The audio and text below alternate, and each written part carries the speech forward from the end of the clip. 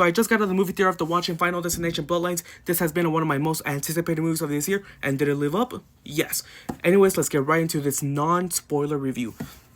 Overall, I really love this movie. I thought this movie was really great. It has a lot of creepy and eerie and very entertaining kills in this movie. And the characters, I really enjoy all of these characters. I thought all of these characters brought something to the table. I mean, they were all charismatic and kind of mean in their own way. I still thought it was great.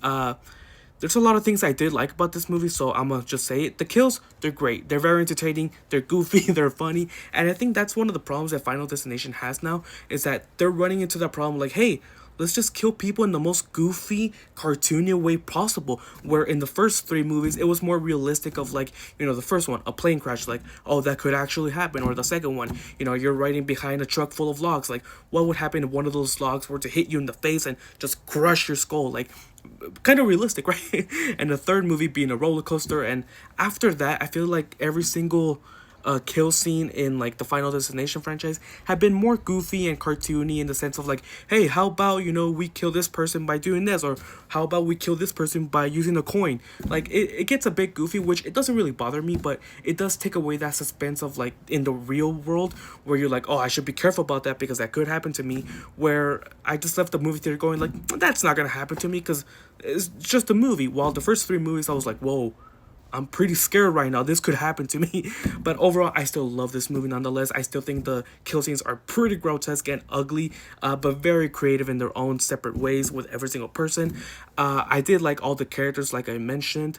I thought the main character was great. I love every single side character, especially the one with all the tattoos. I thought he was pretty funny. And the one with the peanut allergy, he was pretty funny. I just ended up loving this movie. I mean, if you love the Final Destination franchise, you'll get a real kick out of this movie, just like I did. I love the Final Destination franchise. It's one of my favorite horror franchises ever. Yeah, overall, I love this movie. I give this movie like a solid 8. Oh, before I get to that, I'm going to say one of my negatives. One of my negatives is that this movie has a theme of generational trauma, where like the grandma, has trauma from the whole premonition. She passes down to her children and children to the grandchildren, which could have been a pretty interesting theme, but I feel like that was just kind of like, we're just pushing that aside instead of actually dealing with it. It was just more like a theme like that's in the background. But overall, that didn't really bother me because the whole movie is still entertaining nonetheless.